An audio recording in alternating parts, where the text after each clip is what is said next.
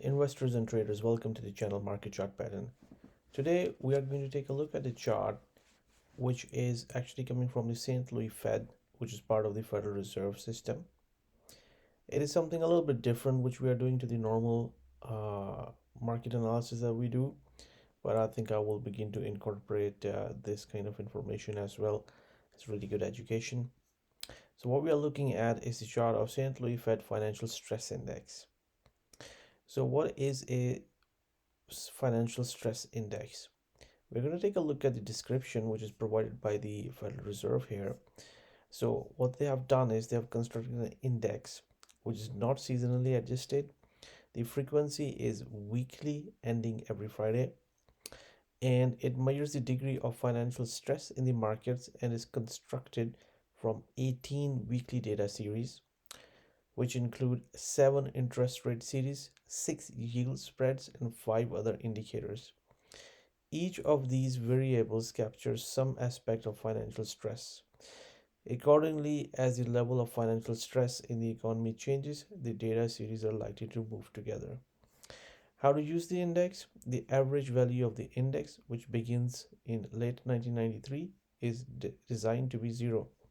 Thus, zero is viewed as representing normal financial market conditions. Values below zero suggest below average financial market stress, while values above zero suggest above average financial market stress. Guys, let's go back to the chart here. So we're gonna look at 4 areas, and it seems that going back to 1993, it's only 4 times it has happened. So what we are looking at is are these gray zones. So we see one here, one here, one here, and there is one which is potentially developing as of now. So here guys, what we see is this is a spike here, 1998. This was the LTCM, long-term capital management. It was a hedge fund. It was run by the some really brilliant minds in trading. You can Google about it, learn about it. I might actually do a video about it. And we had really a Nobel Prize winning economist as part of it, and yet the geniuses failed. It blew up. So that's where you see a big spike here, and you can see that actually this level is way above the black line, so there was quite a lot of stress in the marketplace. Then the next period which we see is around the 21st of September 2001. So that is, I believe, in the region of, there was already some stress there, but we also had the unfortunate events of 9/11, which probably added to it as well. Then we had a little bit of spike here, but nothing too eventful. And here, for quite a long period of time, we see that this index is below the black line. So these were the below average market stress. And here it began to rise in June 2007, and then it got above the black line, and here we go, look at this spike here.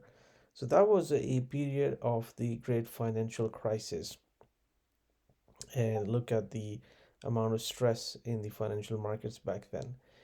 And then look, what we have seen is this index come down, is below the black line, it keeps on moving, a little bit above, a little bit below. And this is the COVID. There's a lot of market stress there. And guys, look what is happening right now. The market, this index is above the black line now, and this indicates, like, if you look at the level, it's not as high as this one, but it's fairly high. It's certainly higher than the May of 2022. So it's breaking above the average market stress conditions, and that's because of the events which took place last month in March, with the certain banks collapsing in the United States and also across Europe, like Credit Suisse. So in Europe, excuse me, in the United States, we had the Silicon Valley Bank, it just collapsed. There was another bank, Signature Bank, and then there is quite a lot of stress in the banking system. So, guys, we need to pay attention to this, and it appears it has only happened 4 times before, and this might be a time we really need to pay attention to because of the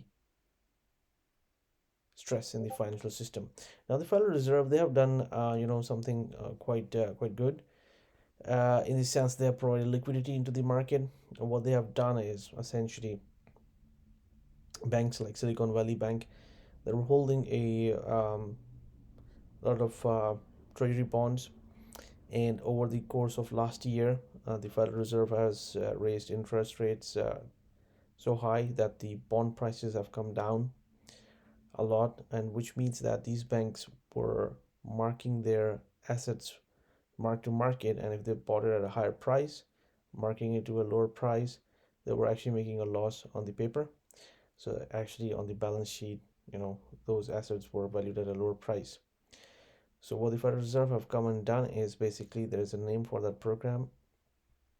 Actually, I think I'll do a video about it and go more into detail. What they have done is actually they have come and said, okay, look, uh, we will assume these loans, and what these will be valued to the maturity, not to mark to market, but to the maturity, which means that if you're holding a bond and you buy at a certain price, you hold it to the maturity, then what you have done is you'll just get your capital back. And if there were any coupons to be paid during that time, you'll also pay those coupons. So essentially, at the end of it, your money just comes back to you, which takes off the risk. So this is the kind of arrangement that has been done. A lot of liquidity has been pumped into the system. This Thursday, we'll get the new weekly figures, and I think I'll try to do a video about that as well and bring to you guys so that you guys pay attention. And that's why we have also seen, some nicer moves in the equity markets, the risky assets moving to the upside because there is liquidity coming into the market from a fundamental perspective. But guys, what we also have to pay attention to is I'll put a link to this. This is the analysis which we have done on the stock market, the S&P E-mini futures daily chart. And just to make sure that this video is just for educational purposes and it's not a financial advice. Here we were looking for a really key pattern formation, which is around the 4165 to 4170 level. We had a number of these patterns completing here, and the price reacted as we expected to as a strong resistance here. And when I will do a new video about this subject in particular, then we'll also look at some other key levels to watch for in terms of support. So guys, just wanted to bring this to your attention, and good luck and good trading. Thank you very much for watching the video. If you do like our content, please subscribe, and if you like the video, please do click the like button. Thank you.